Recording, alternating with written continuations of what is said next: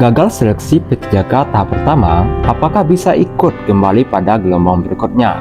Catat, ini jawabannya. Nah, kira-kira apakah bisa ikut di gelombang berikutnya setelah gagal seleksi P3K tahap pertama? Yuk kita cek informasinya bersama. Assalamualaikum warahmatullahi wabarakatuh. Bagi Bapak Ibu yang belum subscribe channel ini, mohon diklik dulu tombol subscribe-nya, bunyikan lonceng notifikasinya, like, komen, dan juga di-share video ini kepada yang membutuhkan.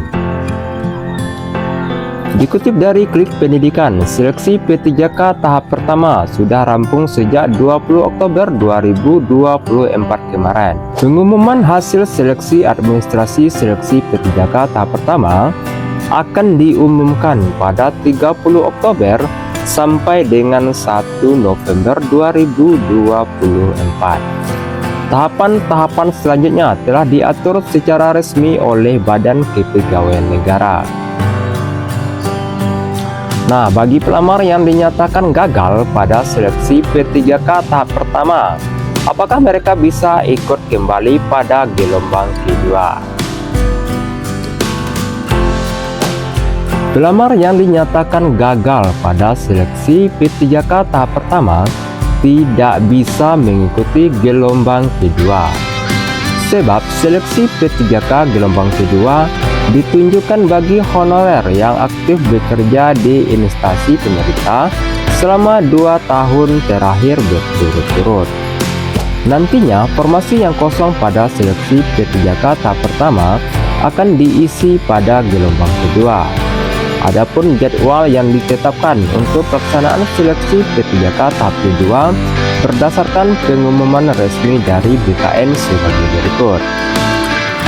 Yang pertama yaitu fase persiapan dan pengumuman. Pengumuman seleksi yaitu tanggal 1 sampai 30 November 2024. Kemudian pendaftaran seleksi yaitu tanggal 17 November sampai 31 Desember 2024. Kemudian fase seleksi administrasi yaitu proses seleksi administrasi tanggal 16 Desember sampai 3 Februari 2025. Kemudian pengumuman hasil seleksi administrasi yaitu tanggal 4 sampai 18 Februari 2025. Kemudian yang ketiga itu masa sanggah dan verifikasi.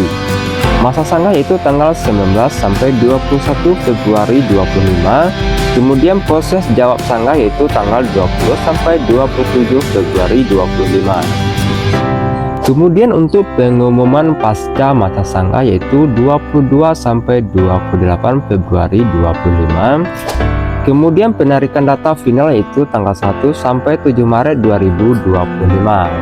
Kemudian pemetaan lokasi seleksi kompetisi yaitu tanggal 8 sampai 23 Maret 2025. Kemudian untuk penjadwalan seleksi kompetisi yaitu tanggal 24 Maret sampai 8 April tahun 2025. Kemudian pengumuman peserta, waktu dan lokasi seleksi yaitu tanggal 9 sampai 16 April tahun 2025.